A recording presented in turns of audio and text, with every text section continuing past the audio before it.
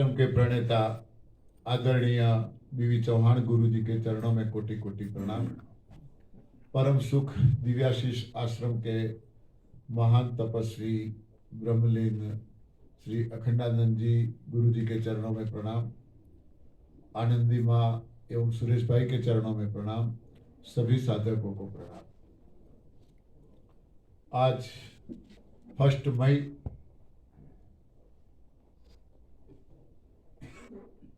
दिव्याशीष आश्रम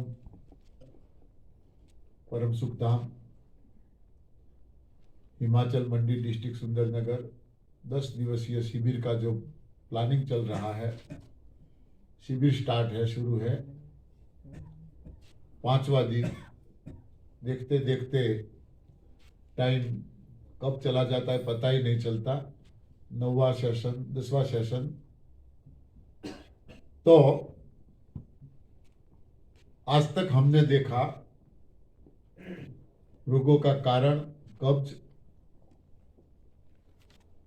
इलाज, जो चीज खाने से पेट साफ रहे वो शुरू करो, कब्ज करने वाली चीजों को छोड़ दो। 2 चीजें सामने आई, दूध और पका हुआ आहार। इलाज क्या? तो आयुर्वेद ने बताया रोग चाहे कोई हो, इलाज एक ही है, लंघनम परम औषधम, यानी उपवास। गुरुजी ने यहां ये सिस्टम के लिए 3 बातें बताई है। फोन सबका साइलेंट प्लीज। 3 बातें बताई हैं। सुबह में उठने के बाद संजीवनी क्रिया,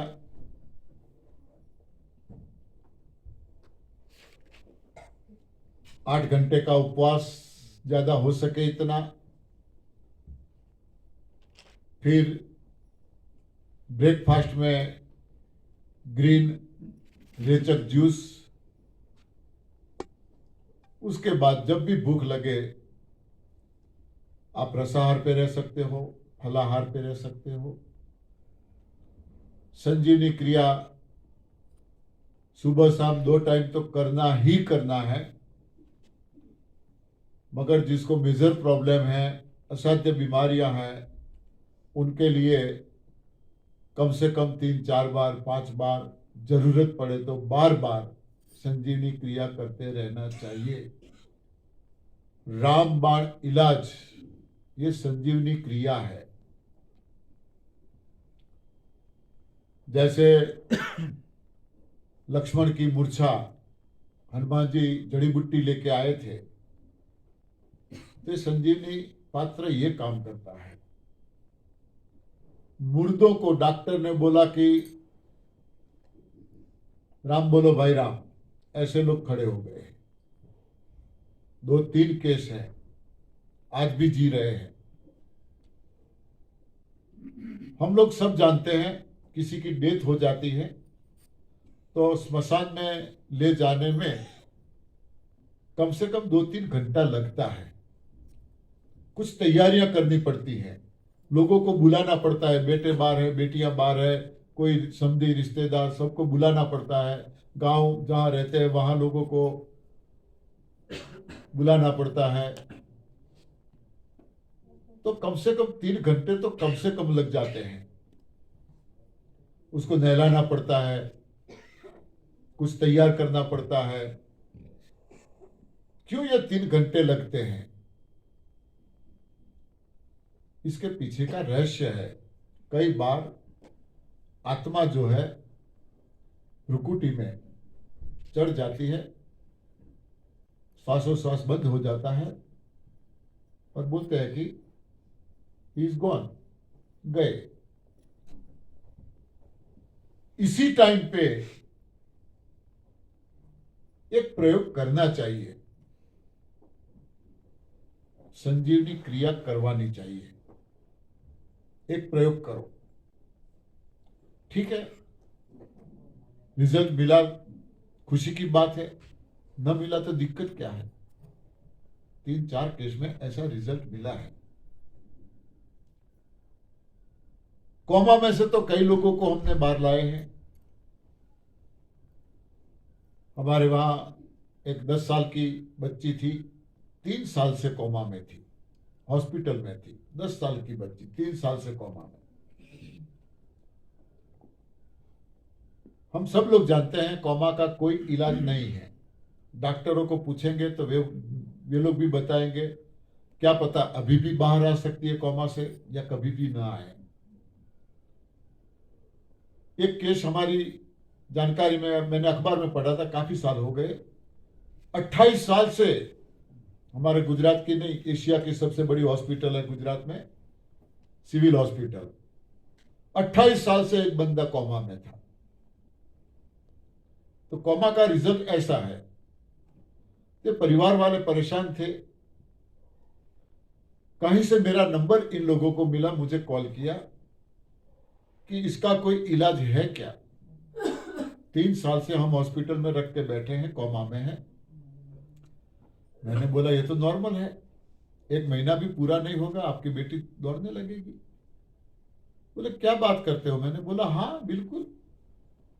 तो क्या करना होगा? मैंने बोला सबसे पहले हॉस्पिटल से घर लाना होगा, हॉस्पिटल में ये इलाज नहीं करने देंगे। आप गारंटी देते हो? मैंने बोला 3 साल से हॉस्पिटल में हो, डॉक्टर ने गारंटी दी है। हाँ, मैं 1 महीने में बोल रहा हूं और इसमें आप गारंटी मांग रहे हो। फिर भी मैंने बोला हाँ गारंटी है। दूसरे दिन हॉस्पिटल से छुट्टी ले ली। डॉक्टर बोले क्यों? तो बोले क्या करें, 3 साल से तो है, आप जो बताओ वो ट्रीटमेंट हम घर पे करेंगे। ले आए, मुझे कॉल किया, गुरुजी बेटी को घर पे ले आए। मैंने बोला बेटी खाना क्या मांगती है? गुस्से हो गए मुझ पे। तो कैसी बात करते हो आप, वो तो कोमा में है, वो क्या खाना मांगेगी? तो मैंने बोला कुछ देते तो होंगे ना। बोले हाँ पाइप डाली है, डॉक्टरों ने बोला है दिन में 1.5 से 2 लीटर दूध डालना है।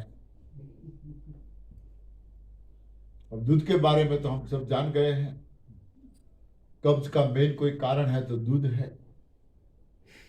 जहां कब्ज है वहां गैस है।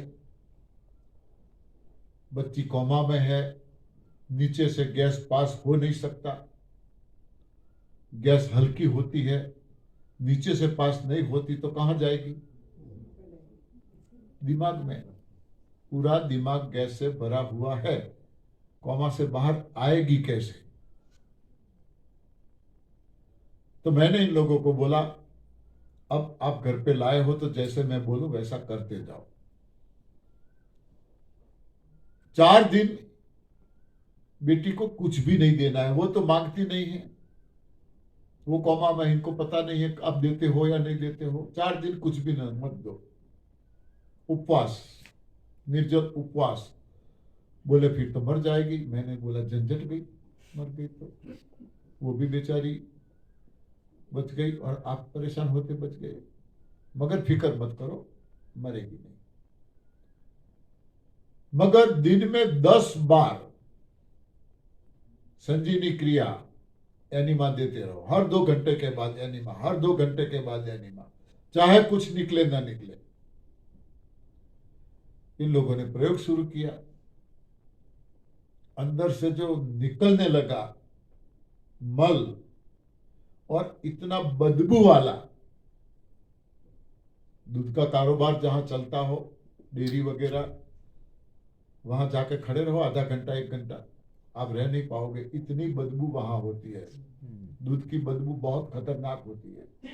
इतना बदबू वाला मल निकलने लगा, अड़ोस पड़ोस वाले पूछने लगे क्या दुर्गंध आपके घर से आती है क्या? एक दिन ये संजीवनी क्रिया देने वाला बेहोश हो गया, फिर को कॉल आया, अरे ये बेहोश हो गया।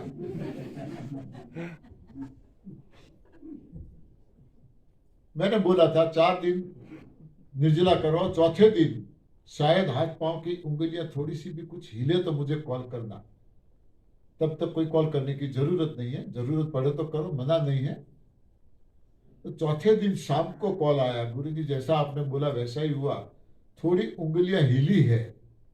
और 4 दिन में भगवान से इतनी प्रार्थना करता था, मेरा पहला केस था। हाँ,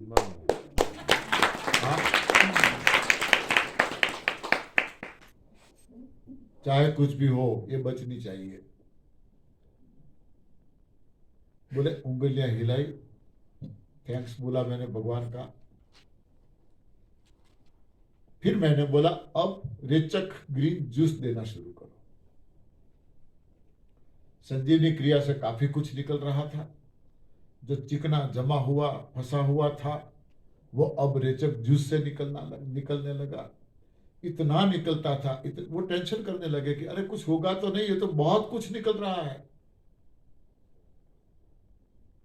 जैसे जैसे निकलता गया 8वें दिन बच्ची ने आंख खोल दी। सिर्फ 8वें दिन बच्ची ने आंख खोल दी। 13वें दिन बच्ची बैठी हो गई और आज दौड़ रही है। तो ये इसका रिजल्ट है, इसीलिए इसका नाम संजीवनी पात्र रखा है। एनीमा एनीमा करते थे ना, लोगों का मुंह बिगड़ता था। ऐसा ऐसा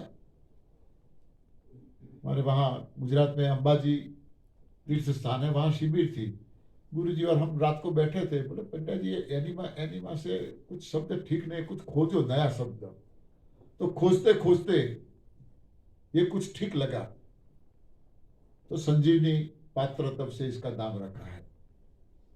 ऐसे कई, मेरा एक समधी था, वो भी कोमा में चला गया। सिर्फ 3 दिन ही हुए थे, मुझे पता चला, मैं तुरंत हॉस्पिटल गया। वहां जाके पूछा क्या बोल रहे हैं डॉक्टर। डॉक्टर तो बोले ऐसा बोल रहे हैं, कभी भी आ सकते हैं, नहीं भी आ सकते हैं। मैंने बोला चलो मिलते हैं डॉक्टर को। डॉक्टर के पास में गया, पूछा, वही जवाब मिला, और उनके पास दूसरा कोई जवाब भी नहीं है। और उनकी हालत ठीक नहीं थी, खाने की भी दिक्कतें थी। बेटे तो 4 थे, मगर हॉस्पिटल का खर्च उठा सके ऐसे नहीं थे। तो मैंने बोला एक काम करें, डॉक्टर से छुट्टी ले लो, घर पे ले जाते हैं, कोमा में से बाहर मैं ला दूंगा। बोले नहीं, ये तो फिर समधी रिश्तेदार अड़ोस पड़ोस वाले क्या बोलेंगे। हाँ, बाप को इस हालत में हॉस्पिटल से घर लाए, 4 बेटे किस काम के, सबकी सुननी पड़ेगी हमें। मैंने बोला मेरे घर चलो, ऐसा है तो मेरे घर चलो। तो एक बेटा थोड़ा बाहर रहता था, बोला नहीं मेरे घर ले जाते हैं। डॉक्टर बोले क्यों ले जा रहे हो, तो बोले क्या करें आप, आपने तो ये जवाब दिया। फिर लेके गए, संजीवनी स्टार्ट कर दी। सिर्फ तीसरे दिन होश में आ गए, 3 दिन में। और इसके बाद 2 साल आसानी से जिए और बाय बाय करके जिए, बीमार नहीं हुए 2 साल तक। तो संजीवनी के बारे में बार बार हम यहां से बोलते हैं, कभी भी नहीं लेना है ऐसा मत सोचो।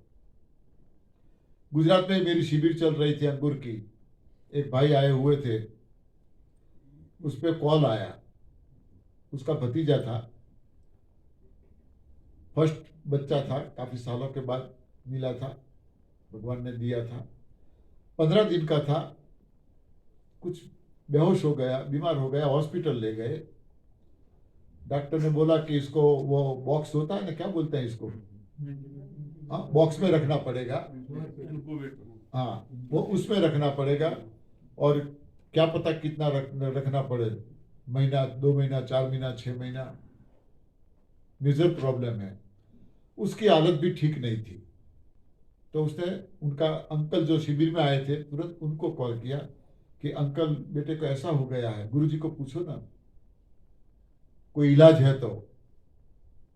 वो चालू शिविर में खड़ा हो गया, मेरे पास आया, गुरुजी एक इमरजेंसी केस है। मैंने बोला हुआ क्या, तो ये 15 दिन का बच्चा है और हॉस्पिटल में ले गए हैं, ये हालत है उसकी। मैंने बोला ये तो नॉर्मल है, कोई बात नहीं, घर पे लाओ और संजीवनी दे दो, करवा दो संजीवनी क्रिया। बोले 15 दिन के बच्चे को संजीवनी क्रिया, मैंने बोला हाँ, मगर उसने खाया क्या, उसने क्या खाया। मैंने बोला आप ये बाद में हम बातें करेंगे, पहले इनको बोल दो। हॉस्पिटल से घर ले आए।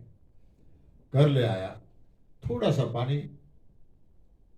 जितना मैंने बोला उतना दे दिया, इतना सा मल अंदर से निकला, ब्लैक ब्लैक गट्ठा। बच्चा शांत हो गया, खेलने लगा। तुरंत कॉल आया, अरे तो बिल्कुल ठीक हो गया। फिर उसने मुझे पूछा कि ये कैसे? बच्चे ने कहा ऐसा कुछ खाया। मैंने बोला अब उसकी मां को पूछो दूध कम आता है क्या, और ऊपर से दूध पिलाया है क्या? तो उन्होंने फिर कॉल किया और पूछा। मां ने कबूला, हाँ मैं ऊपर से दूध पिला रही थी। हाँ, गाय या भैंस का दूध पिला रही थी। इतना खतरनाक है दूध, और इतनी इंपॉर्टेंट है संजीवनी क्रिया। दूध पिलाना है तो अपना ही पिलाओ। सवाल होना ही नहीं चाहिए, फिर भी लोगों का सवाल होता है कब तक, कब तक। गुरुजी ने भी सुबह में बताया था कि लोगों का सवाल होता है ये अननेचुरल नहीं है क्या? बिल्कुल अननेचुरल है। हमने हमारा भोजन अननेचुरल लिया है। जो हमारा डिजाइन फूड था ही नहीं वो लिया है। उसका जो मल बना है वो अननेचुरल बना है। पशुओं का मल नेचुरल बनता है, खाते हैं, जो भी मल बनता है तुरंत निकाल देते हैं, निकल जाता है। हमारा अननेचुरल आहार है, अननेचुरल मल बनता है, नेचुरली प्रेशर आता नहीं है, आंतों में चिपक जाता है। तो उसको निकालने के लिए ये अननेचुरल प्रोसेस करनी पड़ती है। 100% अननेचुरल प्रोसेस है। मगर जैसे लोहे को काटने के लिए, हाँ, लकड़ी से लोहा नहीं काटेगा, वो तो लोहा ही चाहिए। तो अननेचुरल प्रोसेस कुछ समय तक करनी पड़ती है। यहां एक सवाल होना चाहिए। मानो हमारे पांव में एक कांटा लग गया है, कांटा चुभ गया है, हम उसको नहीं निकालना चाहते, नहीं निकालना है, चलो अंदर रहने दो। वहां क्या होगा कौन बताएगा? पांव में कांटा लगा है, हम नहीं निकालेंगे तो क्या होगा? वहां पीड़ा होगी, फिर वहां पकने लगेगा, अंदर पस बनने लगेगा, और पस बाहर निकलेगा, साथ में कांटा आएगा कि नहीं? हाँ, कांटा आ जाएगा। ये क्रिया किसने की? हाँ, भगवान ने। ये निकम्मा आलसू, कांटा नहीं निकल रहा है, परेशान होगा, चलो मैं निकाल देता हूं। कांटा देखो तो कितना, हाँ, बारीक छोटा सा, इतना छोटा सा कांटा। तो सवाल यह होना चाहिए कि बॉडी में इतने छोटे से कांटे की भी जरूरत नहीं थी, तो कुदरत ने निकाल दिया। तो ये अननेचुरल तो अननेचुरल, मगर मल क्यों नहीं निकालती? ठीक है, अननेचुरल है तो अननेचुरल, मल क्यों नहीं निकालती? ये सवाल होना चाहिए। कोई सवाल करते ही नहीं, सोचते ही नहीं है इसके बारे में। कुदरत अननेचुरल मल को भी बाहर निकालने की कोशिश करती है। एक नहीं, अनेक तरकीबें उनके पास है, अनेक तरकीबें। मगर जो तरकीब वो अजमाती है, हम बुद्धिजीवी हैं, हाँ? हम बुद्धिजीवी हैं, तो कुदरत की ये तरकीब को रोग समझते हैं और उसको शांत कर देते, बुच लगा देते हैं ऊपर, जैसे बोतल पे बुच लगा देते हैं। अननेचुरल मल है, सीधी तरह से नहीं निकलता है, तो कुदरत ये मल का रूपांतर करती है, अलग अलग स्वरूपों में मल का रूपांतर करती है। गैस, कफ, पित्त, वात, मेन ये 4 हैं, सूक्ष्म अनेक है। मल का कफ में रूपांतर कर दिया। अब कफ बना, कहां से निकलेगा? ऊपर से नाक से निकलेगा।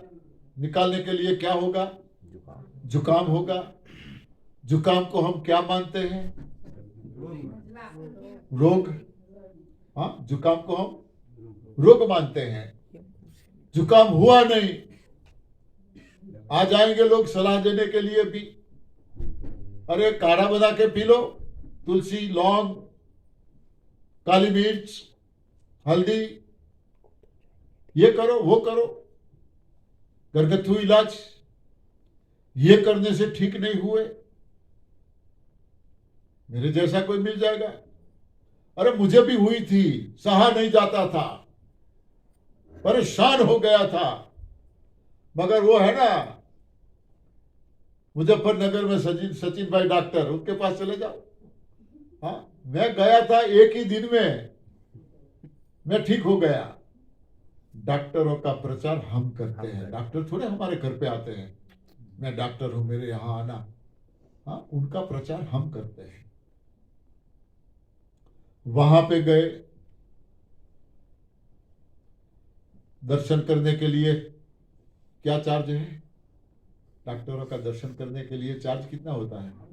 कम से कम 1000। जैसे जैसे डॉक्टर, मिनिमम 400-500 मिनिमम। हाँ, 400-500 तो मिनिमम दर्शन करने के लिए। हाँ, और वो भी कितना टाइम? 2 मिनट 2 से 3 मिनट, या ज्यादा से ज्यादा 5 मिनट। 5 मिनट के लिए बाहर कितने घंटे इंतजार करना पड़ता है? 2-4 घंटा बाहर इंतजार करना पड़ता है। यहां घंटी बजाते हैं फिर भी नहीं आना है।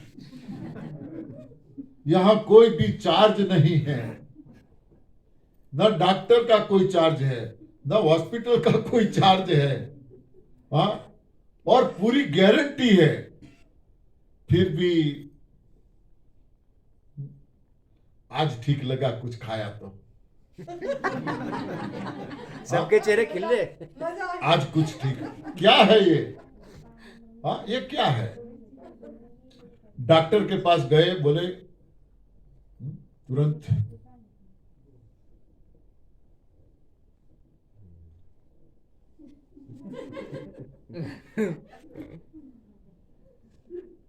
स्टाइल क्या हुआ? दवाई लिख दी। जुकाम, कोई बात नहीं। और लूट ली। डॉक्टर के पास जाके हम डॉक्टर बन जाते हैं। सर बारंबारी मेडिसिन प्लीज, सहा नहीं जाता, बारंबारी। कोई अच्छा होगा तो समझाएंगे, भाई भारी की जरूरत नहीं है, तो जुकाम वैसे भी दवाई लो तो भी 4-5 दिन लगते हैं, न लो तो भी 4-5 दिन में ठीक हो जाए। नहीं नहीं नहीं नहीं नहीं, बारंबारी। ऐसा करो, इंजेक्शन दे दो।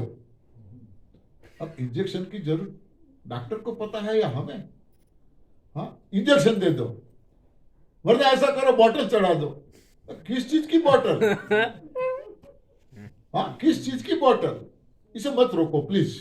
रोको मत इसको, ठीक है। किस चीज की बॉटल? फिर तो डॉक्टर लोग सुबह में तैयार होकर हॉस्पिटल आते हैं। जो भी एक आध कोने में ऐसा पूजा का स्थान होता है, वहां दिया अगरबत्ती जलाते हैं, पूजा करते हैं, प्रार्थना करते हैं। किस लिए? कोई यहां ना आए इसलिए। हाँ, समझ गए होंगे अब तो वही लोग भी। हाँ, डॉक्टर समझ जाते हैं आया है। कटना है। हाँ, बूच लगा दिया। कौन सा इलाज किया? जो कफ निकल रहा था उसको सुखाने की गोली दे दी, इंजेक्शन दे दिया सुखाने का। सूख गया, अंदर से निकलना बंद हो गया। हमने सोचा ठीक हो गए। अरे भाई, जो अंदर से निकल रहा था वो कूड़ा ही तो था, उसकी बॉडी में जरूरत थी? हाँ, नहीं, आप लोग नहीं कर, किसी ने नहीं करवाया इलाज आज तक? हाँ, सबने करवाया, तो आज बोलते हैं नहीं। हाँ, आज बोलते हैं नहीं, क्यों? पता आज चला। हाँ, पता आज चला। सर्दी जुकाम हमारा शत्रु नहीं था, हमारा मित्र था।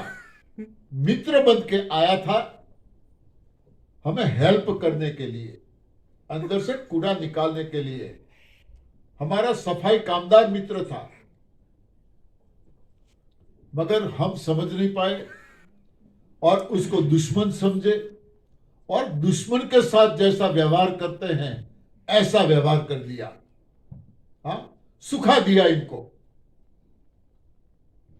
कुदरत ने बोला बेटा कोई बात नहीं, चलो एक गुना माफ आपका, दूसरा तरीका है मेरे पास। वो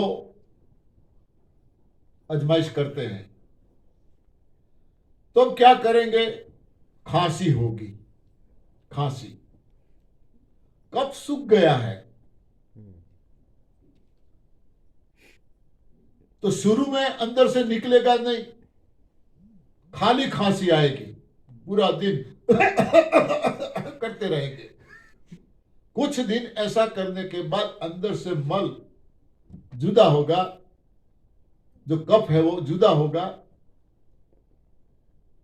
चिपका था वो अब निकलना शुरू होगा। फिर हम बोलेंगे कि हाँ अब खांसी पक गई। हाँ, पक गई। मगर खांसी पके तब तक हम रुकते ही नहीं है। खाली खांसी खा खा के परेशान हो गए। फिर कोई इलाज,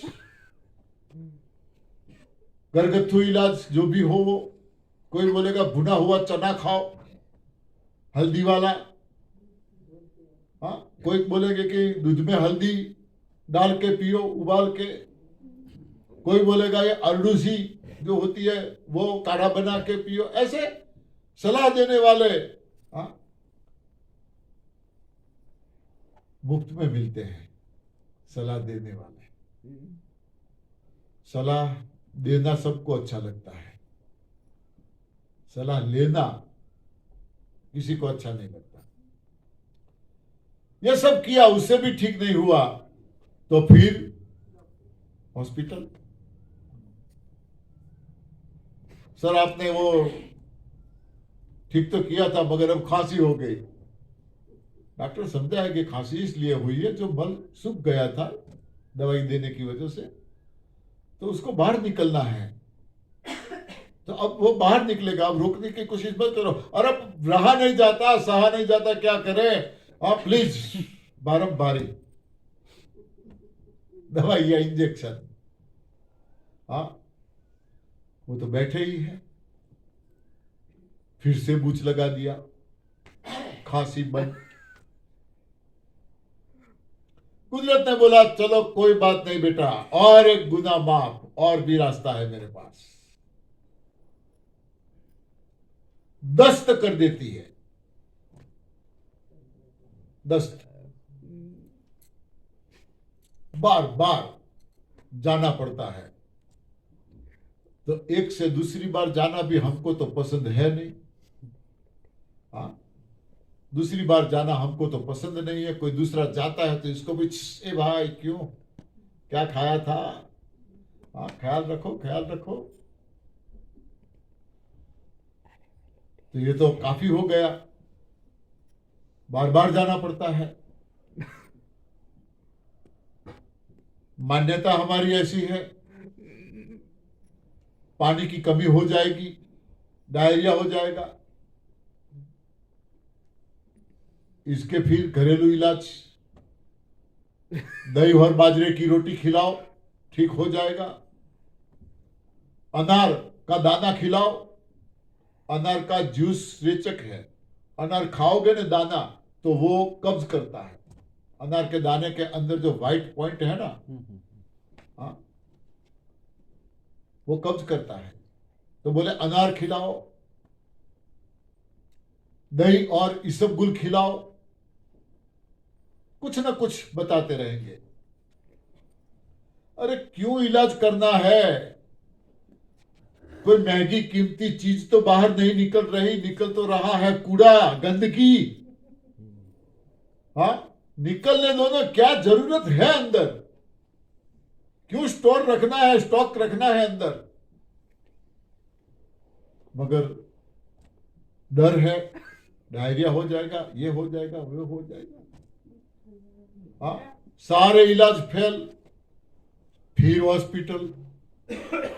हाँ, वहां तो बूझ के सिवा कुछ है ही नहीं।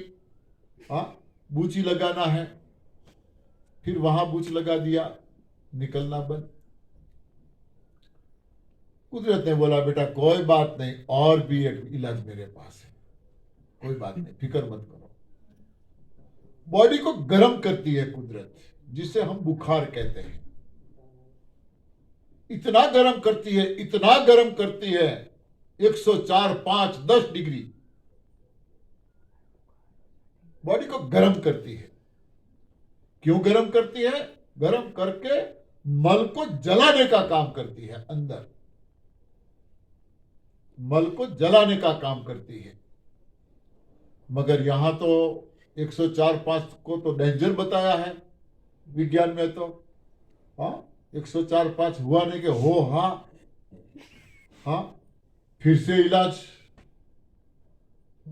हाँ, सर पे गीली पट्टी रखो, पेट पे गीली पट्टी रखो, कंबल ओढ़ के सो जाओ, ये पिलाओ, ये खिलाओ, ये पिलाओ, ये खिलाओ।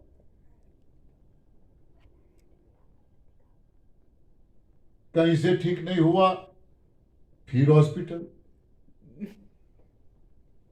हाँ, फिर बूच लगवा दिया। हाँ, बुद्धिजीवी है ना, किसी भी रास्ते से, किसी भी रास्ते से क्या मजाल है मल की जो निकले। हम बैठे हैं। हाँ, हम बैठे हैं, किसी भी रास्ते से कैसे निकले देखे। बुखार में भी एनिमा ले सकते हैं। बुखार में लेना ही चाहिए, बार बार लेना चाहिए। बुखार में निर्जल उपवास करो और 4 से 5 या 6, 7 बार निर्जला करो। शाम 5, 6 बजे मुझे कॉल करना, बुखार चला जाएगा।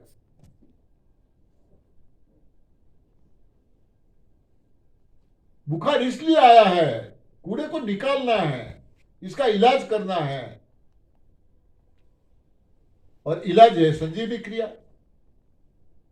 बुखार भी चला जाएगा और संजीवनी क्रिया से कूड़ा भी निकल जाएगा। बॉडी में से जो पसीना निकलता है वो भी तो कूड़ा है। हाँ, पसीना निकलता है वो भी कूड़ा है। कई लोगों के पसीने में से इतनी दुर्गंध आती है कि हम पास में भी नहीं बैठ सकते। हाँ बहन जी, आप कुछ अपना कर रहे हो? इम्पॉसिबल। पसीने में से इतनी दुर्गंध आती है कि हम पास में बैठ भी नहीं सकते। गंजी पहनी होती है, वहां धब्बे पड़ जाते हैं, धोने में भी दिक्कत होती है, येलो कलर के धब्बे पड़ जाते हैं। तो पसीना भी कूड़ा है। मगर किसी को ज्यादा पसीना होता है तो फिर इसका इलाज क्या करें? हाँ, जॉनसन, टेलकॉम, हाँ, कई तरह के पाउडर मार्केट में मिलते हैं। हाँ, घर में एसी चाहिए, गाड़ी में एसी चाहिए, फैन चाहिए, 5 मिनट के लिए लाइट क्या गई हो, हा हा हा हा हा हा, कब आएगी, कब आएगी? हाँ, अरे भाई निकलने दो, अंदर से कूड़ा निकल रहा है। मगर इसका भी इलाज कोई ना कोई इलाज है। पाउडरों से काम न बना तो फिर हॉस्पिटल। हाँ, हॉस्पिटल तो हमारा मायका है ना, बहुत खुशी होती है जाने के लिए। फिर हॉस्पिटल, इसका इलाज। अरे माथे पे डैंड्रफ जो होता है वो भी तो कूड़ा निकलता है, वहां से भी सफाई हो रही है।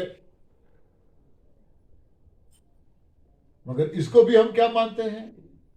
रोग मानते हैं, इसका इलाज। तो कौन से शैम्पू यूज करते हो, हेयर ऑयल कौन सा यूज करते हो, इसको भी दबाना। बॉडी पे जमोरिया क्या बोलते हैं, गर्मी में होती है, जमोरिया बोलते हैं, गमोरिया एक ही गमोरिया। वही बात है। आए गमोरिया जो निकलती है, फफोले निकलते हैं, ये भी तो कूड़ा है। ये भी अंदर से निकल रहा है, कूड़ा निकल रहा है। क्यों रोकना है, इसका भी इलाज।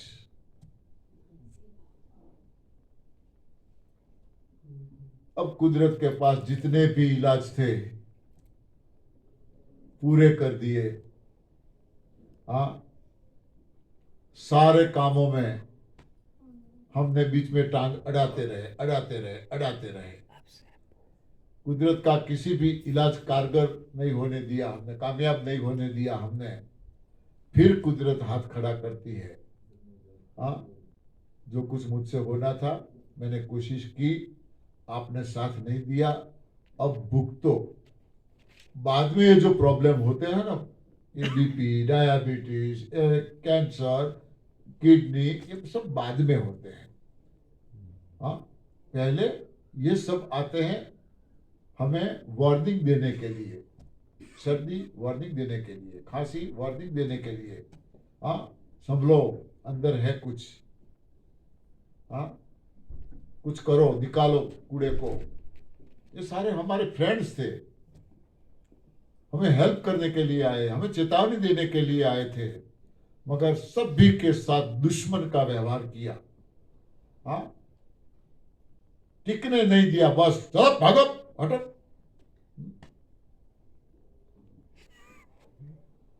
और इसीलिए यहां हिमाचल में आना पड़ा।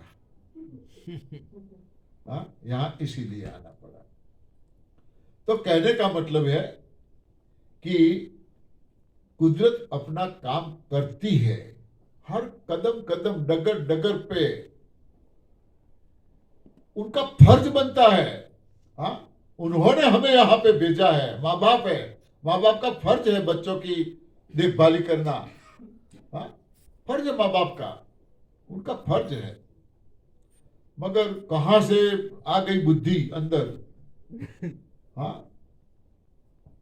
हर प्रयास को नाकामयाब करते रहे हम, और गंभीर बीमारी का भोग बने। तो अब कुदरत ने इसमें से भी एक रास्ता निकाल दिया, ANDS का।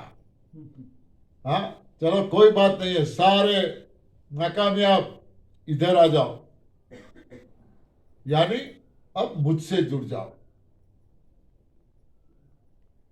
गीता में भी भगवान कृष्ण ने कहा है ना अर्जुन को, जुड़ जा मुझे, मेरे साथ जुड़ जा, छोड़ दे सारी फिक्र। तो इसीलिए तो ये तप, सेवा, सुमिरन, त्रिसूत्री साधना है। अब हम साधना में जुड़े हैं, और अब ये जो प्रॉब्लम होंगे सिस्टम करने के बाद भी ऐसे कोई ना कोई प्रॉब्लम आते रहेंगे। बॉडी में खुजली आती है, वो भी सफाई है, वो भी सफाई हो रही है। कान में से फ्री होते हैं तो निकालते हैं, वो भी तो कूड़ा है। नाक में से भी निकालते हैं, वो भी तो कूड़ा है। नाभि में से भी कभी कभी निकालते हैं। ट्राई करना, जब यहाँ से प्रवचन पूरा हो ना, कमरे में जाके नाभि में से कूड़ा निकालने की कोशिश करो, और कस्तूरी की स्मेल लेने की कोशिश करना, फिर मुझे बताना कैसी स्मेल आती है। कैसी स्मेल आती है, पसीने की बदबू, नाभि के कूड़े की बदबू, टॉयलेट में बदबू, सांस की बदबू। बस थोड़े नए कपड़े पहन लिए, क्या टिप टाप प्रेस करके, नहीं आती है तो दूसरों से करवा के।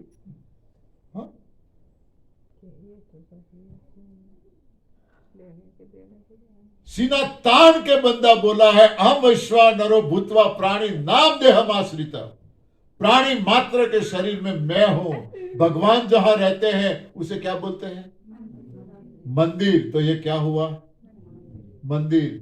बाहर के सारे मंदिरों की सफाई के लिए लोग रखते हैं, सफाई करते हैं, पुजारी करता है। कितनी सफाई। जहां वो बैठा है इतनी गंदगी। क्या हालत होगी?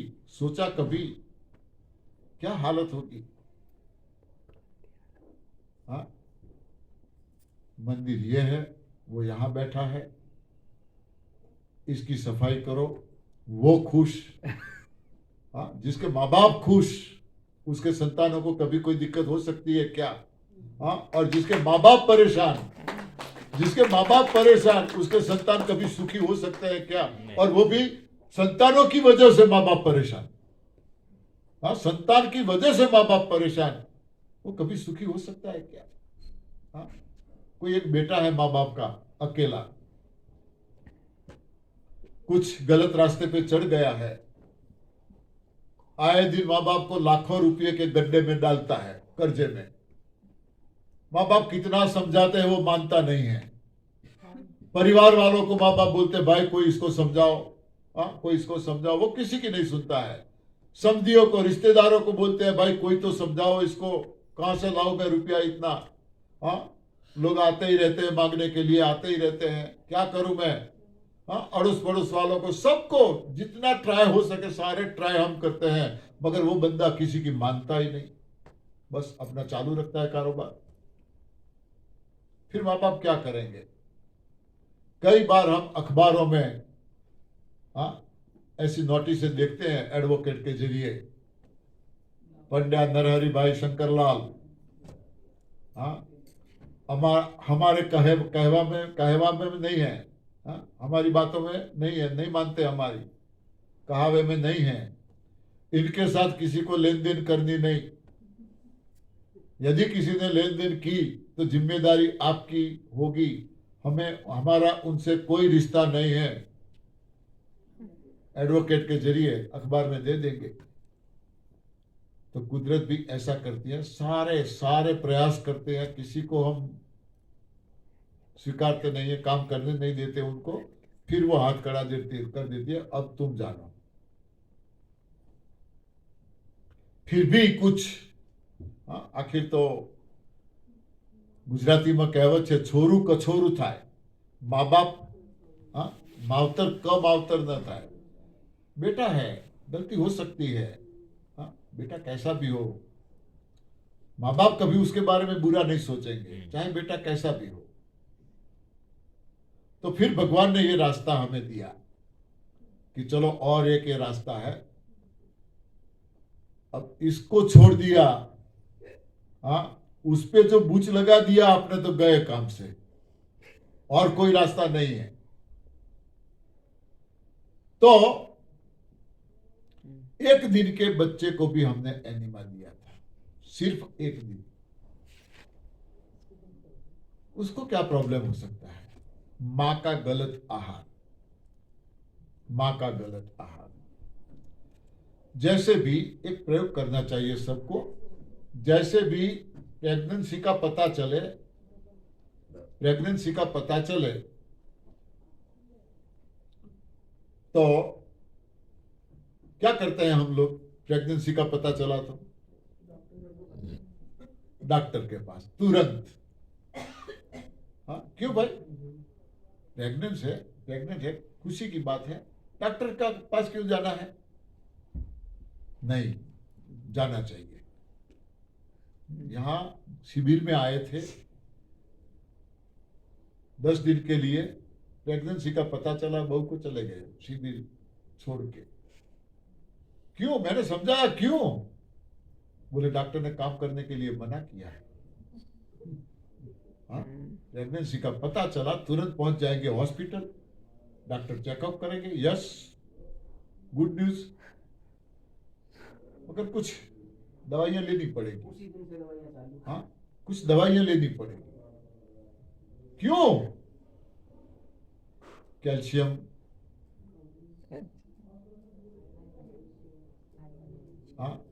आयरन, ऐसी कुछ ना कुछ दे देंगे। 15 दिन के बाद आना पड़ेगा। 15 दिन के बाद आ जाना एक बार। 15 दिन के बाद गए, हाँ ठीक है, अच्छा है, कोई प्रॉब्लम नहीं, कुछ दवाइयां दे देता हूं, फिर एक बार 15 दिन के बाद आना। ये 15 दिन के चक्कर चालू हो जाते हैं अच्छा पूरे 9 महीने तक। फिर डेट बता देते हैं, कुछ ऐसा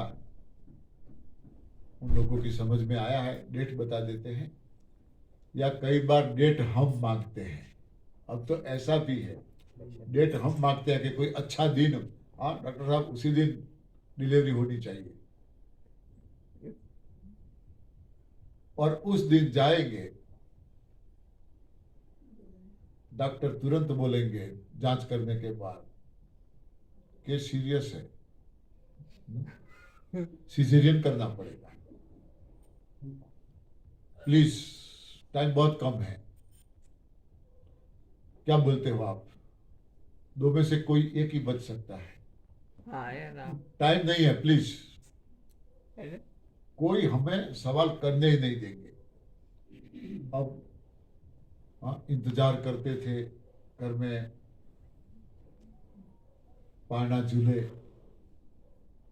पत्थरों को देव मान मान के पूजा की,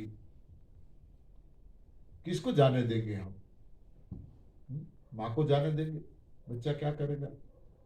बच्चे को तो जाने नहीं देंगे। ठीक है सर, आपको जो लगे वो, सिजेरियन। अरे भाई 9 महीना आपने दवाई किस चीज की दी? कौन सी दवाई दी जो सिजेरियन करना पड़ा? कौन सी दवाई दी? मैंने कई लोगों को सिजेरियन से बचाया है, कई लोगों को बचाया है। ये नौबत आ जाए, डॉक्टर को बोल दो प्लीज हमें दूसरी हॉस्पिटल जाना है, चेकअप करवाना है, बताना है दूसरी हॉस्पिटल, एक रिपोर्ट पे हम सिजेरियन नहीं करवा सकते। वो बोलेगा, डरेगा, टाइम नहीं है, इमरजेंसी है, आप नहीं पहुंच पाओगे दूसरी जगह, चाहे कुछ भी हो, मंजूर है हमें, कुछ भी होने वाला नहीं है, डरो मत। मैं कहता हूं डरो मत। फिर वो जाने तो कैसे देंगे? हाँ, जाने कैसे देंगे? समझाने की कोशिश करेंगे, प्लीज प्लीज प्लीज, नहीं सर प्लीज सिजेरियन नहीं करवाना, चाहे जो कुछ भी हो, हमें जाने दो प्लीज। ठीक है चलो रुको थोड़ी देर, मैं ट्राई करता हूं, और फिर ट्राई शुरू हो जाता है। बच्चा भी आ जाता है। हाँ, नॉर्मल डिलीवरी हो जाती है। कई बार एक ऐसा इंजेक्शन होता है, 1 या 2 रुपये का ही आता है, पहले तो 25 पैसे का आता था, मुझे पता है, अब 1 या 2 रुपये का आता है। गाय भैंसे दूध नहीं देती है तो उसको इंजेक्शन लगाते हैं, क्या नाम होता है? वही दे देते हैं, सारे स्पेयर पार्ट शिथिल हो जाते हैं, ढीले हो जाते हैं, नॉर्मल डिलीवरी हो जाती है 2 रुपये में। फिर भी कितने लेते हैं? भाग्यशाली है ना, हाँ, भाग्यशाली है। बड़ी बड़ी हॉस्पिटल हम बनवा देते हैं, बड़ी बड़ी बंगला, मकान, गाड़ियां, हम तो है कमाऊ बेटे इनके। इंश्योरेंस भी हम उनके लिए करा काम। पहले दिन से प्रेगनेंसी का पता चले, ये प्रयोग किए हैं हमने, कई लोगों पे किए हैं। पहले दिन से प्रेगनेंसी का पता चले, ये सिस्टम पे लाओ, पूरा 9 महीना ये सिस्टम करवाओ, पूरा 9 महीना नॉर्मल डिलीवरी होगी ही होगी, पूरी गारंटी। मगर आने वाला बेबी जो बच्चा है, चाहे बेटा हो बेटी हो, इतना तेजस्वी, डॉक्टर आश्चर्यचकित हो जाएंगे कि इसका वेट देख के, एकदम हेल्दी तंदुरुस्त बच्चा। मगर डिलीवरी के बाद क्या क्या खिलाते हैं? आप सबको पता है, आप सबने खाया है। हाँ? सारा आहार गलत, सारा आहार गलत।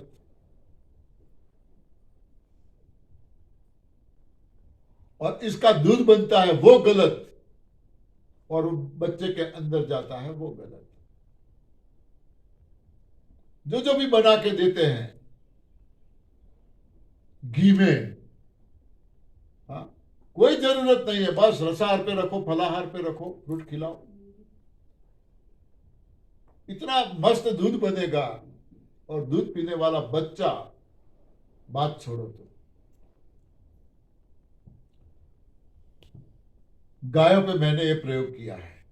मेरे घर में ही गाय थी 2, हमें बैलों की जरूरत थी खेती करने के लिए, तो 2 गाय लाए बछड़े वाली।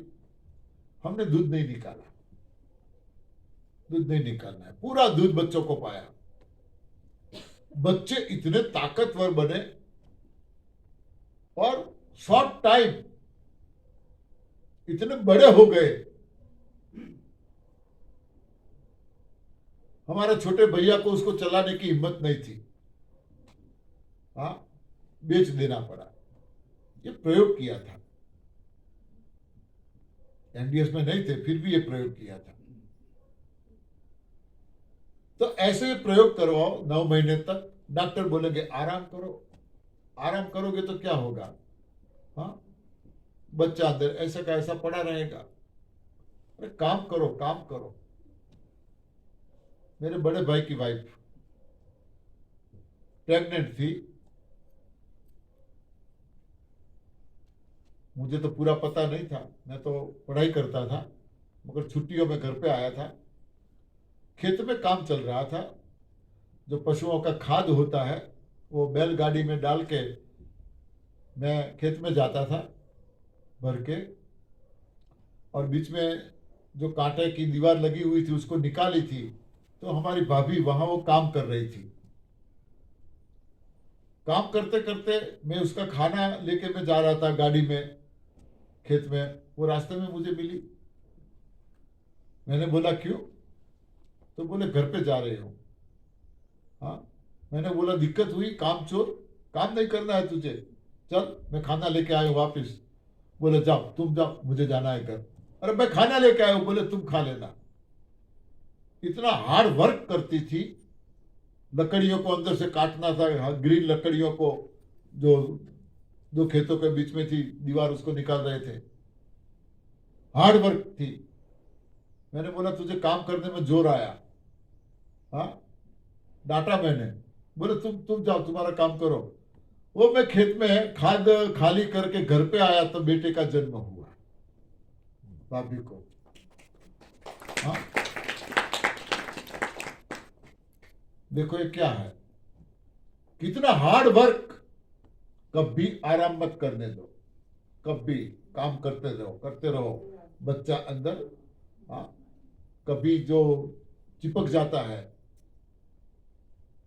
सिजेरियन क्यों करवाना पड़ता है, वो आराम करवाते हैं, बच्चा चिपका हुआ रहता है, निकलता नहीं है।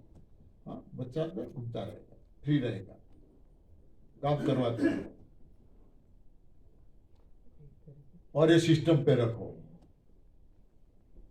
कोई एक गलत आहार की जरूरत नहीं है। कोई गोंद गोंद क्या बोलते हैं, कुछ ना कुछ लड्डू भी खिलाते हैं, हलवा खिलाते हैं, कुछ ना कुछ बना के खिलाते हैं। और डिलीवरी के बाद, हाँ, कई लोगों की बॉडी हैवी हो जाती है, वेट बढ़ जाता है खा खा के। ये सारे गलत आहार है, कोई जरूरत नहीं है।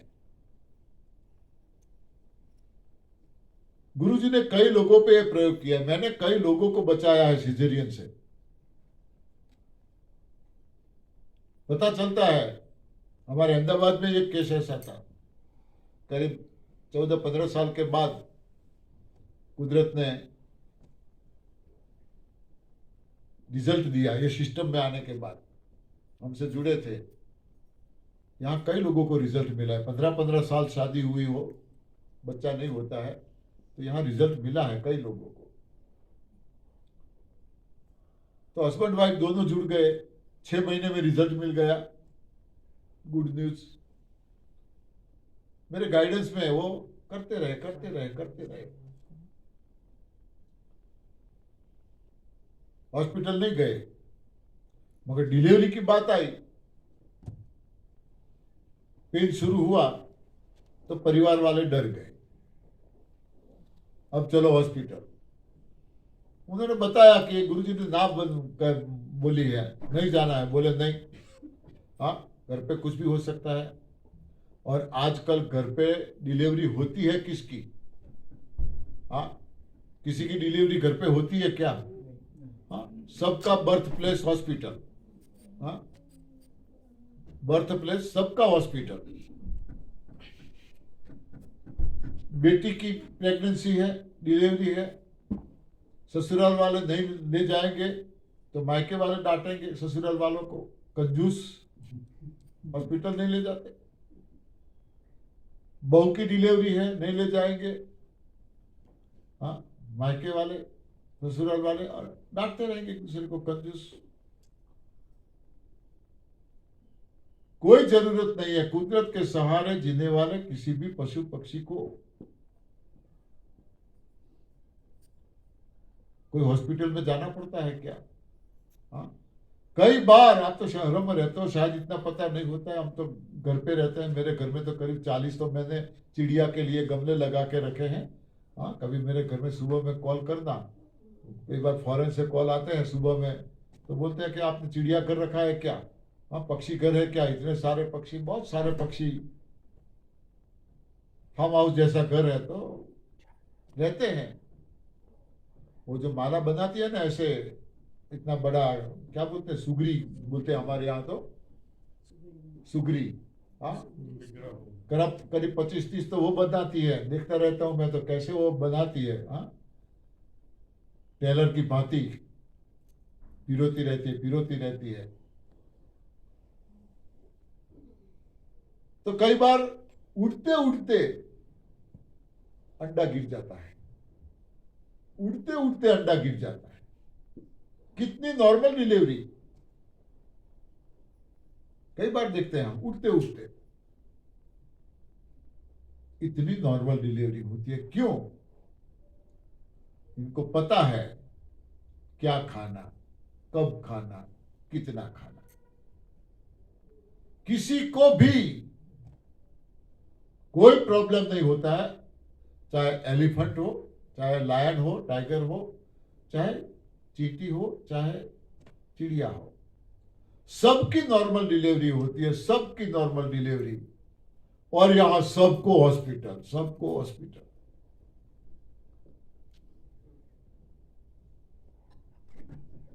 अब इतनी सारी जानकारी मिलने के बाद शायद, हाँ, कुछ तो करोगे ना आप। हाँ, मगर कोई करने नहीं देगा। हाँ, वो आपकी बात आपके पास रखो, आपको पता न चले। वो हमारा विषय है, हमारा सब्जेक्ट है, हमें करने दो जो करना है वो। हाँ, कोई नहीं सुनता। क्यों? हमारे लिए हमारा गॉड जो भगवान है, उसके बाद यदि कोई दूसरा हमारा भगवान है तो वो है हमारा डॉक्टर। हाँ, वो हमारा दूसरा भगवान है। बोलेंगे कि यहां से काटना पड़ेगा पंड्या जी, और कोई रास्ता नहीं, काटना ही पड़ेगा, वरना यहां से काटना पड़ेगा। हाँ, तो ठीक है, चलो काटो, कटवा देते हैं। कई लोगों ने, एक पाँव वाले हैं, आज एक हाथ वाले हैं, कई लोगों को कटवाना पड़ता है। वहां तो किसी को नहीं कटवाना पड़ता, वहां तो किसी का फ्रैक्चर नहीं होता। हम मानते हैं कि मिल्क में कैल्शियम है, दूध में कैल्शियम है, और हड्डियों के लिए कैल्शियम की जरूरत है। दूध नहीं खाएंगे तो कैल्शियम कहां से मिलेगा? दही नहीं खाएंगे तो कैल्शियम कहां से मिलेगा? अरे आप जिसका कैल्शियम, जिसको कैल्शियम मानते हो, दूध में कैल्शियम है, तो गाय या भैंस में से 2 टाइम मिला के 8-10 लीटर या 15-20 लीटर कैल्शियम तो निकाल देते हो। तो उनकी तो हड्डियों की हालत क्या होती होगी। पूरा अंदर से कैल्शियम निकाल देते हो आप 10, 15, 20 लीटर। उनकी हड्डियां हैं, उनको कैल्शियम नहीं चाहिए क्या? तो वो क्या दूध पी के कैल्शियम बनाती है? दूध पीती है कैल्शियम के लिए। कोई पशु पक्षी दूध पीता है कैल्शियम के लिए? हाँ? वो घास खाते हैं। कुदरत ने अपने लिए जो आहार बनाया है वो खाते हैं। उसमें से कैल्शियम की जरूरत हो तो कैल्शियम, पता नहीं है कि इसमें कैल्शियम है, इसमें विटामिन ए है, इसमें बी है, इसमें सी है। किसी में कोई विटामिन नहीं है। ये हमारी भ्रमणा है, भ्रांति है। इसमें विटामिन ए है, इसमें बी है, इसमें सी है, इसमें डी है। ये हमारी भ्रांति है, चाहे विज्ञान ने जो कुछ भी हमें बताया है। अरे वही मान के तो वही खा खा कर तो हम बैठे हैं। थोड़ा सा इधर से नीचे गिरे नहीं, हड्डी टूट गई। 1-1 लीटर दूध पीते थे, दही खाते थे, घी खाते थे, मक्खन खाते थे, पनीर खाते थे, कैसे हड्डी टूट गई?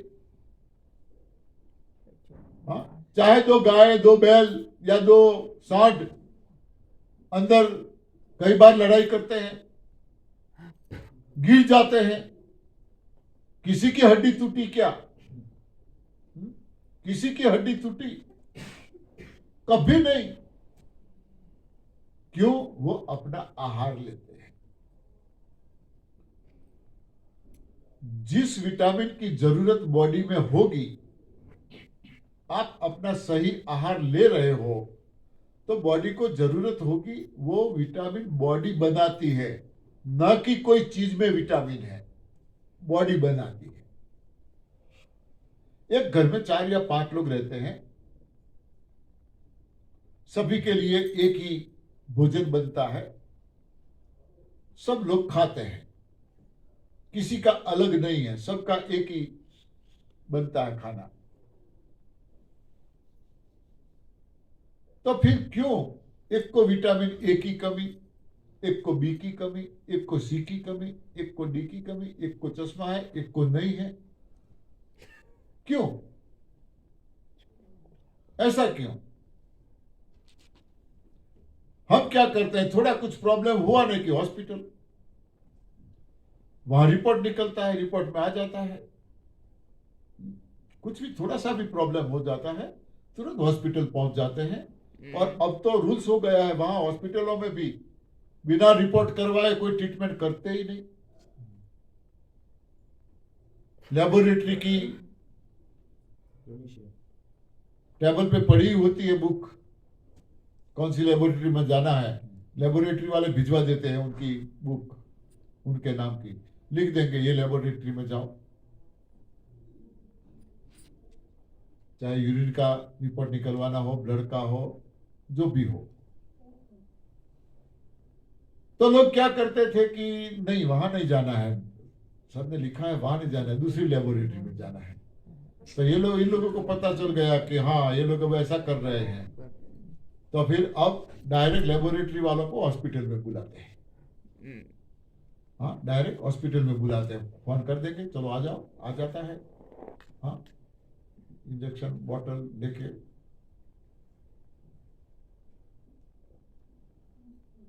रिपोर्ट में आया आपको तो शुगर है, रिपोर्ट में आया। कई बार ऐसा होता है, मेरा खुद का एक्सपीरियंस है, पता चल गया कि ये हाँ ठीक है। एक बात तो हर जगह पे एक जैसी है, कहीं पे भी किसी डॉक्टर का हैंड राइटिंग आप पढ़ नहीं पाओगे, नहीं पढ़। हाँ, चाहे दिल्ली से लेके पूरे इंडिया में घूमो, जितने भी डॉक्टर हैं, किसी का हैंड राइटिंग आप नहीं पढ़ पाओगे। पढ़ पाते हो? नहीं। मेरा स्टूडेंट एक मेडिकल स्टोर बना के बैठा है, हाँ, ABCD उसको नहीं आती थी, वो पढ़ लेता है, वो ये पढ़ लेता है। मैंने बोला ये क्या है? बोले गुरुजी जाने दो ना। मैंने बोला बोल तो सही है, क्या है सर? इसमें इतना ही लिखा है, मैंने मेरा कर लिया, तेरा तू कर ले।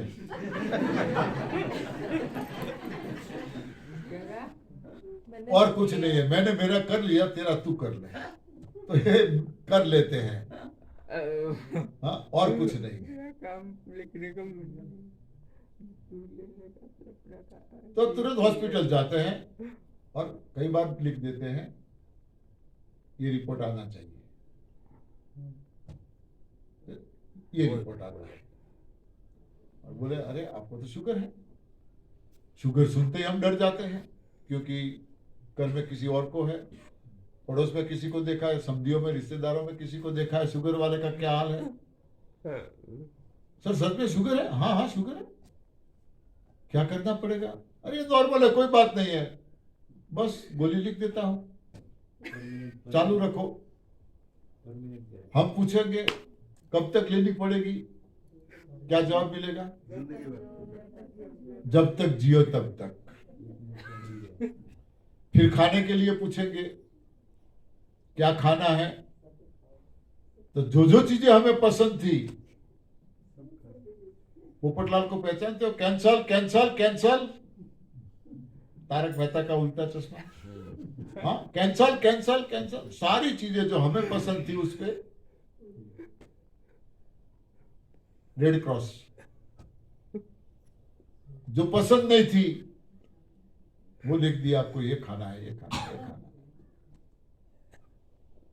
अब किसको शुगर है? कितने लोग शुगर वाले, कितने लोग हैं, कितने सालों से हैं? 2006 से, यानी कितने साल हो गए? 18 साल। उससे पुराना कोई? 18 साल से ज्यादा? हाँ, 2002 से, यानी 21-22 साल हो गए। हाँ, 40 साल से लोग शुगर लेके घूम रहे हैं। डॉक्टर ने जो बोला वही खाना खा रहे हैं। एक केस बताओ हमें, दिखाओ एक केस जिसकी शुगर मेडिसिन लेने से क्योर हुई हो, दवाई बंद हुई हो। एक केस दिखाओ हमें। 10 साल से हम ये चिल्ला रहे हैं माइक पे, हाँ, एक केस सामने नहीं आया। गुरुजी 30-32 साल से बोल रहे हैं, एक केस सामने नहीं आया। बस लाइफ टाइम दवा। ऐसा ही कुछ प्रॉब्लम हो गया, हॉस्पिटल गए, हाँ, कान में लगा दिया,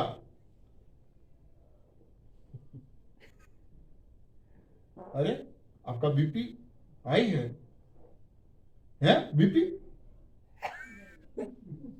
क्या होगा? नहीं, डरने की बात कोई नहीं है, अभी मैं गोली दे देता हूं, ले लो, मगर आपको ये गोली लेनी पड़ेगी। कब तक? Life time. कितने लोग हैं बीपी वाले? कितने सालों से ले रहे हो आप? 12 साल से। आप? 2 साल। 2006 से, 18 साल से। हाँ, यहाँ चालू है? कहाँ गया बीपी? कहाँ गया शुगर? हाँ, देखो, ये रोग है ही नहीं, ये रोग है ही नहीं, और इनको इतना सीरियसली बना दिया है। कोई घर शायद खाली होगा जिसके वहां बीपी या शुगर की दवाई ना आती हो। हाँ, शायद कोई घर खाली होगा। ये पूरा चल रहा है सब, क्या बोले, कोई शब्द नहीं है इन लोगों के लिए। सिस्टम चल रहा है, शिकार बन रहे हैं हम। सारे दर्दों में ऐसा है, लाइफ टाइम गोली लेने के बावजूद भी किसी की न शुगर गई, न किसी का बीपी क्योर हुआ। हॉस्पिटल में कितने कैंसर वाले बचे? कितने बचे? हाँ, 25-30 साल पहले मैंने एक किताब पढ़ी थी, 100 साल निरोगी रहो। डॉक्टर थे प्रोफेसर गिदवानी, जिन्होंने न सिर्फ इंडिया बल्कि दुनिया के बड़े बड़े डॉक्टरों का एक्सपीरियंस उसमें लिखा था, बड़े बड़े डॉक्टरों का, और सारी एक्सपीरियंस का सारांश उन्होंने निकाला एक ही बात कि आज तक कोई ऐसी मेडिसिन नहीं बनी है। ये डॉक्टरों ने बोला है, मैं नहीं बोल रहा हूं। आज तक कोई ऐसी मेडिसिन नहीं बनी है किसी भी रोग को जड़ से निकाले या जड़ से मिटाए। ऐसी मेडिसिन बनी ही नहीं है। दूसरा सेंटेंस ये था, आज तक कोई ऐसी मेडिसिन नहीं बनी है जिसकी कोई साइड इफेक्ट ना हो। खेत में से बकरे को निकालने गए, हाँ, बकरा तो निकाल ना पाए, पीछे से ऊंट घुस गया। हाँ, मुझे नी पेन की दिक्कत थी, इसकी टेबलेट चालू हुई, गिफ्ट में दमा मिल गया, उसकी टेबलेट चालू हुई, उसको निकालने की कोशिश की, बीपी आ गया, उसको निकालने की कोशिश की, हार्ट प्रॉब्लम आ गया, उसको निकालने की कोशिश की। हाँ, कुछ ना कुछ, कुछ ना कुछ, कुछ ना कुछ। एक के बाद एक गिफ्ट मिलती रहेगी, मिलती रहेगी, मिलती रहेगी। और यहां ऐसी गिफ्ट मिलेगी स्टेप बाय स्टेप। हाँ, स्वस्थ मस्त तंदुरुस्त जीवन मिलेगा। तो क्या करना चाहिए? क्यों ये ऐसा एक सुंदर रास्ता मिला है, पवित्र रास्ता मिला है, प्रभु प्राप्ति का रास्ता मिला है, क्यों छोड़ना चाहिए? इसके बारे में ये सवाल क्यों होना चाहिए? कब तक, कब तक? क्या खाए, क्या खाए, रात को क्या खाए? ऐसे ऐसे सवाल आते हैं। अब कल शाम को एक कॉल आ गया, गुरुजी आपने बोला है फ्रूट खाने के लिए, मैं खा तो रहा हूं, ठीक है, मगर मेरे पास पैसे नहीं है, मैं जॉब के क्या करूं, कहां करूं? मेरे पास पैसे तो नहीं, आपने तो फ्रूट के लिए बोला, तो मैं जॉब कहां करूं? मैं जॉब कौन सी करूं? मैंने बोला ये भी मुझे बताना पड़ेगा, आपको जॉब क्या करनी है वो भी मुझे बताना पड़ेगा। हाँ, नहीं आते हैं हमारे पास, ऐसे लोग आते हैं, पैसे जिसके पास है वो फ्रूट खा सकते हैं। मैं तो खुद रहता हूं, हमारा तो पूरा इलाका बहुत पुअर कंडीशन वाला है, पूरा इलाका सब फार्मर हैं, छोटी छोटी जमीनें हैं, कुछ खेत मजूर हैं जो बेचारे एक दूसरों के खेतों में रह के काम करते हैं, बीमार हैं, झोपड़ी में रहते हैं, न लाइट है वहां पे। मैं इनको ग्रीन जूस पीने के लिए बोलूंगा तो वो क्या करेंगे? हाँ, इतना सारा मैंने बताया, 200 ग्राम पालक, 100 ग्राम हरा धनिया, पुदीना, कड़ी पत्ता, लौकी, पैठा, कहां से लाएंगे वो? क्या करेंगे वो? टॉयलेट भी नहीं है, संजीवनी क्रिया कैसे करेंगे वो? हमें इनको भी ठीक करना है, सही बात, हमें इनको भी ठीक करना है, और लोग ठीक होते हैं। हाँ, ये सिस्टम सबके लिए है, गरीब से गरीब, अमीर से अमीर। ये अंबानी जी का जो बेटा काफी वेट था, किसी के जरिए कॉल आया था मेरे पे वेट लॉस के लिए, मैंने बताया कि ये सिस्टम करे तो ठीक है, बोले ठीक है हम बताएंगे पूछ के, तो जवाब आया नहीं ऐसा तो नहीं कर सकते, और 15 करोड़ रुपया खर्च किया था वेट लॉस के लिए, 15 करोड़ रुपया वेट लॉस हो गया, और फिर बढ़ रहा है, बढ़ रहा है। तो जो गरीब लोग बेचारे आते हैं, न लाइट है, न मिक्सचर है, न टॉयलेट है, तो इनको कैसे समझाए? तो बोलते आप खेत में तो रहते हो ना? बोले हाँ, कुछ सब्जियां उगाते होंगे, कुछ ऐसे पेड़ पौधे होंगे जिसका पत्तियां हम खा सके। बोले हाँ ऐसे तो ये है, ये है, ये है, ये है। हाँ, खेत मालिक ने बोए होते हैं, और कई बार खेत मजदूर भी ऐसे होते हैं उत्साही, तो वे भी लगाते हैं, लालन पालन करते हैं। तो बोले हाँ ये पत्तियां हैं, तो कोई बात नहीं, खेत में घूमते जाओ, चक्कर लगाते जाओ, जो जो पत्तियां मिलती हैं उसको खाते जाओ। मैं धोने के लिए भी नहीं बोलता, बेचारा कहाँ धोने के लिए जाएगा। हाँ, खाते जाओ, चबाते जाओ, जूस अंदर निकालो, कूड़ा कूड़ा बाहर निकालते जाओ। हाँ, 2-3 चक्कर काटो, प्योर जूस मिलेगा इनको। यहाँ तो हम आपको पानी डालने के लिए बोलते हैं, मिक्सचर में जरूरत के मुताबिक पानी डालो, वो तो पानी भी नहीं डालता। हाँ, और बहुत अच्छी फ्रेश पत्तियां मिलती है यहाँ तो। पालक न जाने कितने दिनों का होगा, हरा धनिया कितने दिनों का होगा, उनको तो फ्रेश पत्तियां मिल रही हैं, तुरंत रिजल्ट मिलेगा। अब संजीवनी क्रिया के लिए बोलेंगे, बेचारा कहाँ एनिमा कैसे लेगा, टॉयलेट तो है नहीं, कहाँ लटकाएगा। तो हम इनको बोलते हैं खेत में ऐसे बैठो, हाँ, एक हाथ से एनिमा किट पकड़ो, लगा दो पाइप, सही बात। हाँ, हो जाएगा आपका काम। या कोई लकड़ी खड़ी कर दो, वहां लटका दो, टॉयलेट कहीं दूसरी जगह पे जाके आओ, फिर एनिमा कहीं दूसरी जगह पे आके ले लो। करते हैं लोग, ठीक होते हैं। नहीं करना है तो बहाने अनेक हैं, बहाने अनेक हैं। क्या करें, घर पे रहते हैं, खाना बनाना पड़ता है, चखना पड़ता है। हाँ, कितने सालों से आप खाना बना रहे हो, फिर चखना पड़ता है। तो कहाँ का आपका एक्सपीरियंस क्या है? मुझे शौक है खाना बनाने का, अब खाता नहीं हूं, मगर कहीं प्रसंग में जाना पड़ता है तो मुझे वो जहाँ खाना बनाते हैं किचन, वहां मुझे जाने का शौक है। मैं जाता हूँ, देखता हूँ क्या बनाते हैं, कैसे बनते हैं। मानो दाल उबल रही है या सब्जी उबल रही है तो बगल में से निकलता हूँ, तुरंत मुझे स्मेल आ जाती है। मैं बोलता अरे भाई इसमें नमक थोड़ा कम है। अरे बोले आपको कैसे पता नमक कम है? अभी तो आके खड़े रहे हो, आप चखो, नमक कम है। वो चखेंगे, बोले हाँ नमक कम है। या बोलूंगा ज्यादा है तो बोले हाँ। हाँ, हमारा एक फ्रेंड था, उनके वहां हम रात को 11 बजे गए। गुरुजी ने जूनागढ़ में निर्जला शिविर रखी थी, और मौन और निर्जला। तो वहां से वापस आए, रात को 11 बजे उनके घर पे हम गए, गेट खोला, तुरंत मैंने बोल दिया अरे आपने तो मेथी के पराठे बहुत बढ़िया बनाए हैं, मगर थोड़ा नमक क्यों कम डाला? उनकी मदर थी, वो बोली पंडित जी क्या बोल रहे हो आप? मैंने बोला क्यों?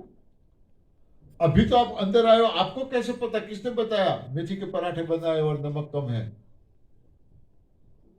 हाँ बनाए हैं हमने, सही बात है, और नमक भी कम है, मगर आपको कैसे पता? ये मेरे बहुत तेज है, पता चल जाता है।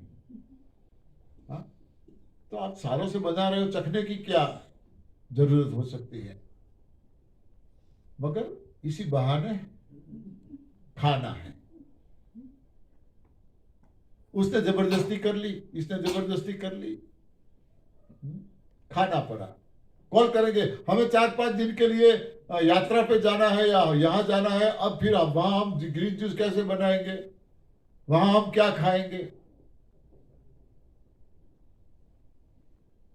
कैसे भी ऐसे बोलते हैं कि कोई बात नहीं 4-5 दिन रहने दो, जो मिलता है वो खा लो पका हुआ, बाद में आके करना। ये हमारे मुंह से कहलवाना चाहते हैं, हमारे मुंह से। हाँ, मगर हमारे पास इसका भी इलाज होता है। हो सके तो निर्जला करो, हो सके तो निर्जला करो, एनिमा करो। वो तो नहीं होगा। नींबू पानी तो मिल सकता है, जूस नहीं मिलता तो नींबू पानी पी लो, कहीं रास्ते में मिल जाता है तो कोई भी जूस पी लो। और फ्रूट्स तो हर जगह मिलते हैं, आराम से खा सकते हैं। मगर होटलों में रुकते हैं, स्मेल आती है।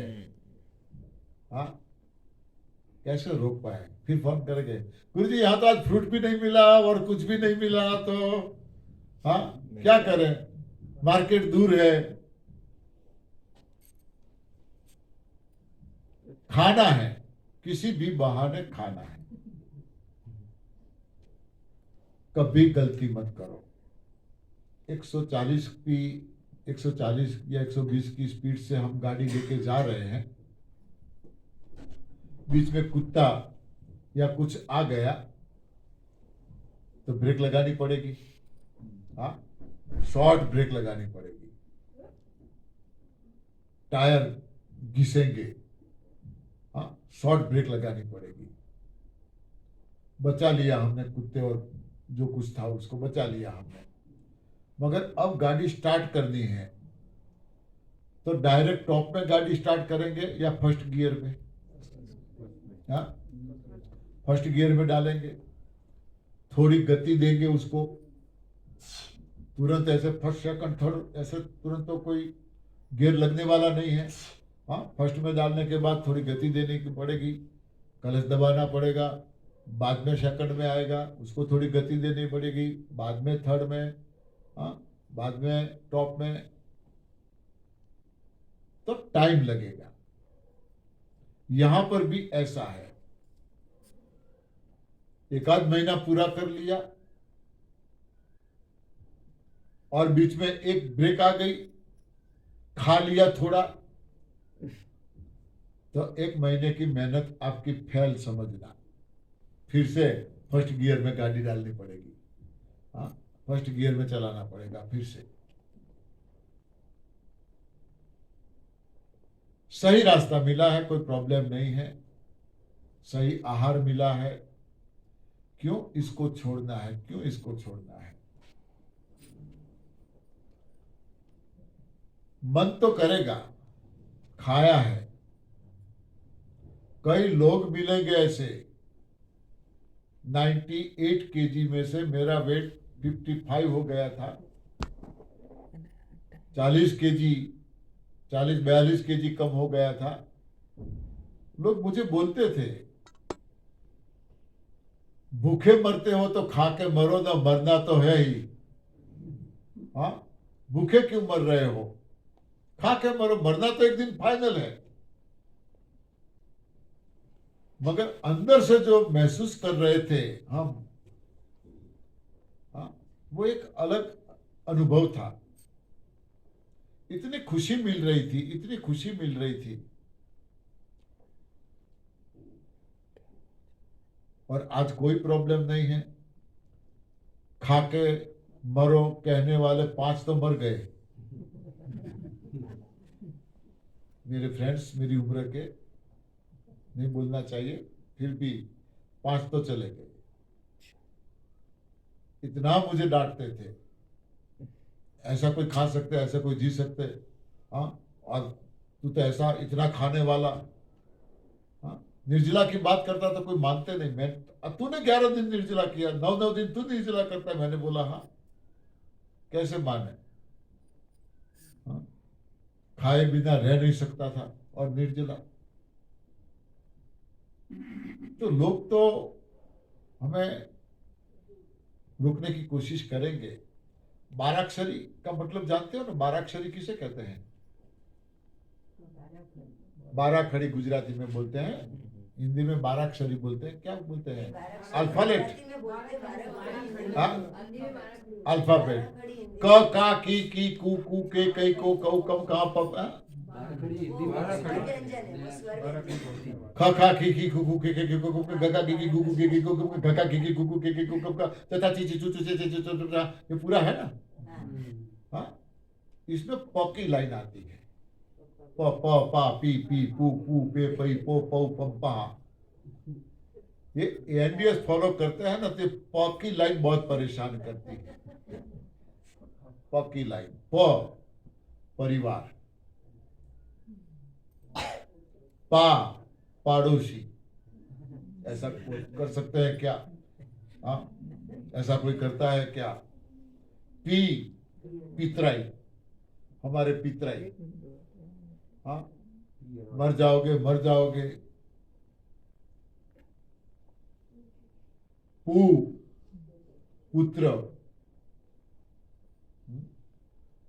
ठीक है, थोड़ा दिन रुको, बाद में मैं लेने आऊंगा। हाँ, नहीं रहने देंगे इधर। पू पुत्री।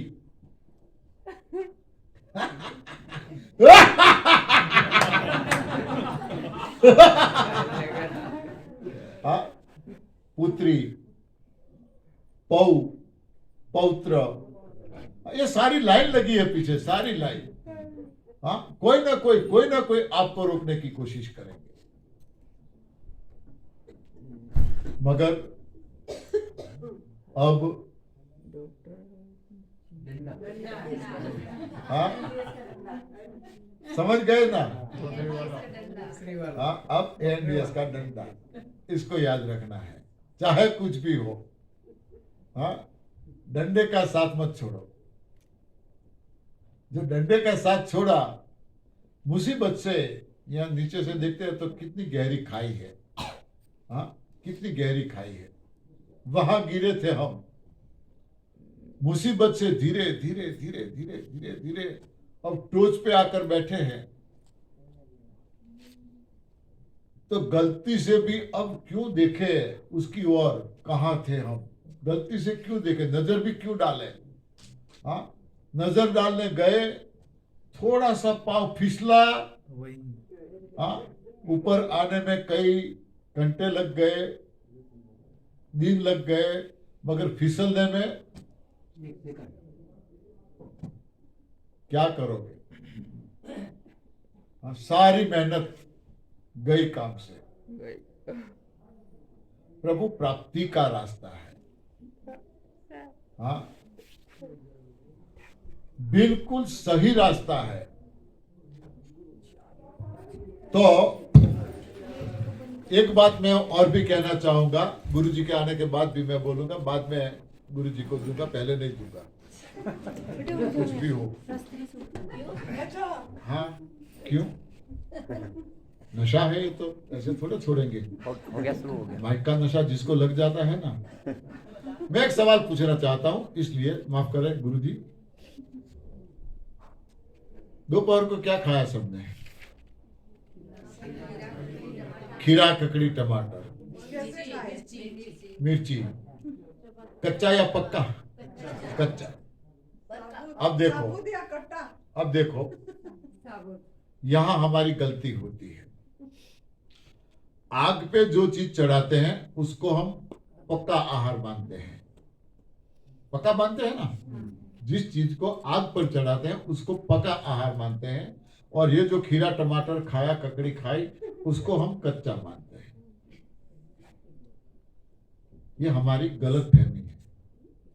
सूर्य की गर्मी से, चंद्र की शीतलता से, हवा से, हाँ, कई महीनों तक इसको पकने में टाइम लगा, कई महीनों तक पक के तैयार हुआ, तब मार्केट में आता है, तब हमारे घर में आते हैं, तब हम खाते हैं।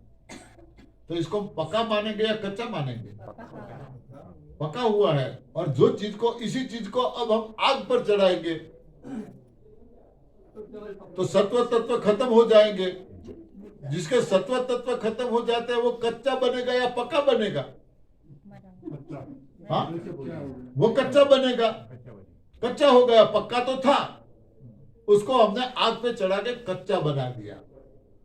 अब कच्चे पक्के का जो भेद नहीं समझते, वो भी ये सिस्टम नहीं कर पाते हैं। हाँ, वो भी ये सिस्टम नहीं कर पाते हैं। और इसीलिए हम बोलते हैं, अरे